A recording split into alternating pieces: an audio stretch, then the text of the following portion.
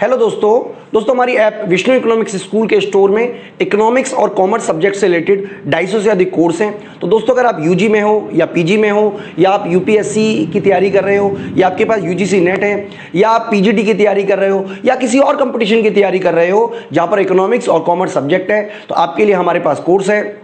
तो दोस्तों हमारी ऐप जरूर डाउनलोड कर लीजिएगा, Vishnu economics school. Hello everyone, welcome to Vishnu Economics School. So in this video we are going to discuss another kind of contract on the basis of enforceability. So इससे पहले वाले videos में हमने definition of a contract, introduction, essential elements of a valid contract और kinds of contract पढ़े हैं और इनकी कुछ वीडियोस प्राइवेट वीडियोस हैं जो आपको विष्णु इकोनॉमिक्स स्कूल ऐप पर मिल जाएंगे। और अगर आप हमारे कोर्सेज के बारे में जानना चाहते हैं तो आप ऊपर दिए हुए नंबर पे कांटेक्ट कर सकते हैं। So now let's get started with void agreements. अब वॉइड अग्रीमेंट्स ऐसे अग्रीमेंट्स होते हैं जो इन्फोर्सेबल बाय लॉ नहीं होते, नॉट एनफोर्सेबल बाय लॉ। और इसमें जो पॉइंट टू बी नोटिस्ड है वो है कि हम यहाँ पर वॉइड अग्रीमेंट की बात कर रहे हैं, वॉइड कॉन्ट्रैक्ट की नहीं, जो हमने प्रीवियस वीडियो में डिस्कस किया। हम इस वीडियो में इन दोनों के बीच का डिफरेंस भी डिस्कस करेंगे ताकि आप वॉइड अग्रीमेंट और वॉइड कॉन्ट्रैक्ट में कंफ्यूज ना हो। तो वॉइड अग्रीमेंट ऐसे अग्रीमेंट हैं जो एनफोर्सेबल बाय लॉ नहीं होते और इनके कोई लीगल कॉन्सिक्वेंसेस भी नहीं होते। No legal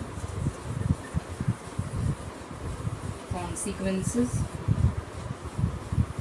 no legal consequences का मतलब है कि कोई वॉइड अग्रीमेंट परफॉर्म ना करने के अगेंस्ट दोनों में से किसी भी पार्टी को पनिशमेंट नहीं होगी। तो ऐसे अग्रीमेंट्स जो एनफोर्सेबल बाय लॉ नहीं होते और जिनके कोई लीगल कॉन्सिक्वेंसेस नहीं होते उनको हम बोलते हैं, एक टर्म आप पढ़ेंगे, वॉइड एब इनिशियो।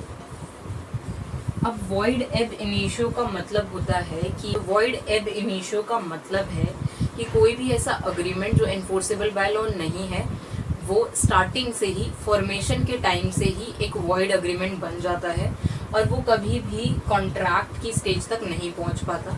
हमने डिस्कस किया था कि एक कॉन्ट्रैक्ट कैसे फॉर्म होता है। एक अग्रीमेंट जब एनफोर्सेबल बाय लॉ होता है तब वो एक कॉन्ट्रैक्ट बनता है। तो यहाँ पर ये अग्रीमेंट वो एनफोर्सेबल बाय लॉ नहीं है, तो ये कभी कॉन्ट्रैक्ट बन ही नहीं सकता। और ये फॉर्मेशन के टाइम से ही, जब ऑफर एंड एक्सेप्टेंस ही हो रहा था, उस टाइम से ही वॉइड अग्रीमेंट होगा। इसीलिए इसको वॉइड एब इनिशियो बोलते हैं। Void at the time of formation भी बोल सकते हैं इसको। लेकिन ये ध्यान देना है कि हमें वॉइड अग्रीमेंट्स को वॉइड कॉन्ट्रैक्ट से कंफ्यूज नहीं करना है, दोनों अलग अलग टर्म्स हैं। वॉइड कॉन्ट्रैक्ट में हमने देखा था कि वो फॉर्मेशन के टाइम पर तो एक वैलिड कॉन्ट्रैक्ट बन जाता है, लेकिन बाद में वो एक वॉइड कॉन्ट्रैक्ट बनता है। एक वॉइड कॉन्ट्रैक्ट जो है वो पहले एक वैलिड कॉन्ट्रैक्ट होता है, लेकिन ऐसा वॉइड अग्रीमेंट के केस में नहीं होता। वॉइड अग्रीमेंट जो है वो कभी एक वैलिड कॉन्ट्रैक्ट की स्टेज तक पहुंचता ही नहीं है, तो इसीलिए वो अग्रीमेंट के टाइम पर ही एक वॉइड अग्रीमेंट बन जाता है अगर वो एनफोर्सेबल बाय लॉ नहीं होता। इसीलिए इस पॉइंट को हम इंसेप्शन भी बोलते हैं। इस टर्म का मतलब है कि at the time of starting of the contract, जैसे मैंने डिस्कस किया कि पहले वॉइड कॉन्ट्रैक्ट जो है वो पहले वैलिड कॉन्ट्रैक्ट्स होते हैं, बाद में वो वॉइड बनते हैं।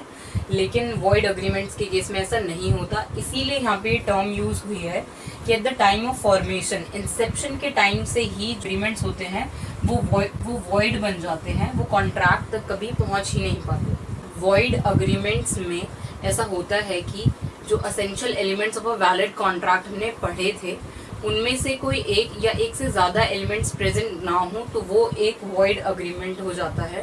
अब वो 10 एसेंशियल एलिमेंट्स थे, from offer and acceptance to not expressly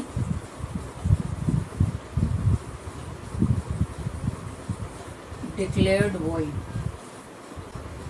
अब इन 10 एलिमेंट्स में जो हम प्रीवियस वीडियोस में डिस्कस कर चुके हैं, इनमें से कोई अगर एक या एक से ज़्यादा एलिमेंट प्रेजेंट ना हो किसी भी अग्रीमेंट में, तो वो वॉइड अग्रीमेंट कहलाएगा। इसमें अग्रीमेंट विद अ माइनर भी एक वॉइड अग्रीमेंट है, क्योंकि हमने कैपेसिटी ऑफ पार्टीज में पढ़ा था कि एज ऑफ मेजॉरिटी का होना इम्पॉर्टेंट है दोनों ही पार्टीज का, और एक पर्सन का साउंड माइंड का होना इम्पॉर्टेंट है।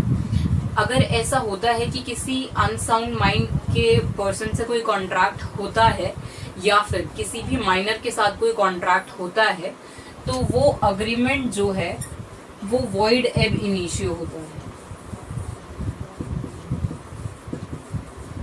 अब एग्जाम में ऐसे क्वेश्चन पूछते हैं कि कब हम क्यों एक माइनर के साथ होने वाले अग्रीमेंट को वॉइड एब इनिशियो कहते हैं, तो इसमें आप ये रीजन देंगे कि कैपेसिटी ऑफ पार्टीज एक असेंशियल एलिमेंट है कोई भी कॉन्ट्रैक्ट को एक वैलिड कॉन्ट्रैक्ट बनने के लिए, और माइनर जो है वो केपेबल नहीं होता किसी भी कॉन्ट्रैक्ट में एंटर होने के।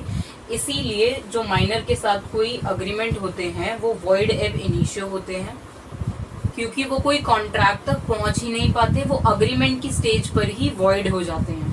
अब इन एलिमेंट्स में वो सारे एलिमेंट्स हैं, certainty of performance, possibility of performance, writing and registration. अब हम वॉइड कॉन्ट्रैक्ट्स और वॉइड अग्रीमेंट के बीच में मेजर डिफरेंसेस डिस्कस कर लेते हैं, ताकि बाद में हम इन दोनों टर्म्स को कंफ्यूज ना करें। तो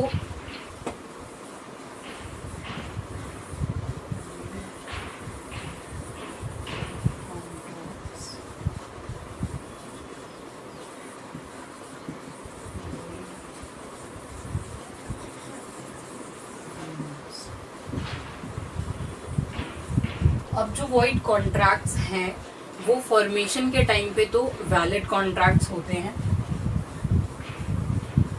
valid at the time of formation, और जो वॉइड अग्रीमेंट्स होते हैं वो फॉर्मेशन के टाइम से ही वॉइड होते हैं, जिनको हमने डिस्कस किया एज वॉइड एब इनिशियो, कि वो इंसेप्शन की स्टेज से ही वॉइड अग्रीमेंट्स होते हैं, वो कॉन्ट्रैक्ट कभी बन ही नहीं पाते। इसमें एक पॉइंट टू रिमेम्बर है कि वॉइड कॉन्ट्रैक्ट्स कभी भी वॉइड एब इनिशियो नहीं होंगे।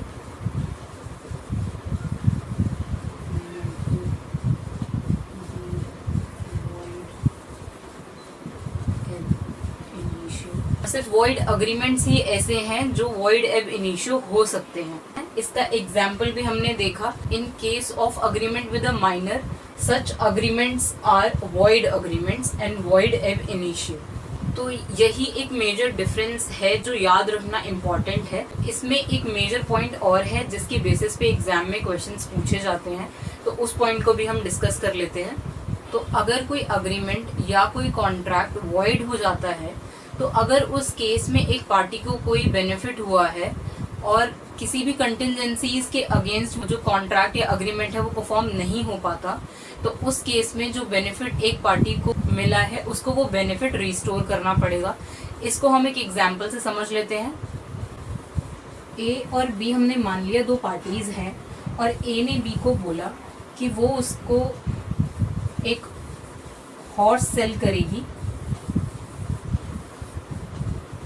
₹10,000 में, और बी ने ये अग्री कर लिया कि वो उससे 10,000 का वो हॉर्स बाय करेगी। क्या होता है कि बी ए को 10,000 रुपीज पेमेंट कर देता है, लेकिन वो बाद में ये डिस्कवर करते हैं कि जो हॉर्स है वो डेड है, और इसके बारे में ए को भी नहीं पता होता अग्रीमेंट करते टाइम कि जो हॉर्स है वो डेड है। तो इस केस में बी के पास से 10,000 रुपीज ए को जा चुके हैं, लेकिन बी को उसका कोई बेनिफिट नहीं मिला है क्योंकि वो हॉर्स जिसपे कॉन्ट्रैक्ट हुआ था वो डेड है।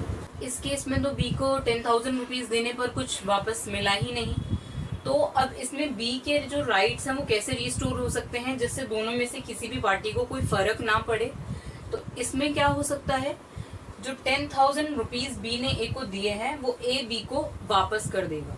तो यही एक असेंशियल पॉइंट है। पास अब ये ऑब्लिगेशन आ गया इस अग्रीमेंट के वॉइड होने के बाद कि जो उसको बेनिफिट मिला है 10,000 रुपीज का, वो बी को वापस कर दे, कि इस इंसिडेंट से बी भी अनअफेक्टेड रहे, बी का भी कोई लॉस नहीं होना चाहिए। तो ऐसा तब हुआ जब ये सिर्फ एक अग्रीमेंट था। अब अगर यहाँ पर एक अग्रीमेंट के बदले एक कॉन्ट्रैक्ट होता, तो भी अगर ऐसा हुआ होता कि बी ने ए को 10,000 रुपीज दे दिए होते और है वो बी को नहीं मिलता, कॉन्ट्रैक्ट है ये सुपरवेनिंग इम्पॉसिबिलिटी में एक वॉइड कॉन्ट्रैक्ट बन जाता, और इसमें भी के ऊपर ये ऑब्लिगेशन होता कि जो 10,000 रुपीज उसने रिसीव करे हैं बी से, वो उसको वापस कर दे, ताकि बी के भी राइट्स का रेस्टिट्यूशन हो जाए। तब दोनों ही केसेस में वैलिड है, वॉइड अग्रीमेंट्स के केस में भी और वॉइड कॉन्ट्रैक्ट के केस में भी। तो नेक्स्ट वीडियो में हम डिस्कस करेंगे unenforceable contracts. So that's it for this video. Thank you.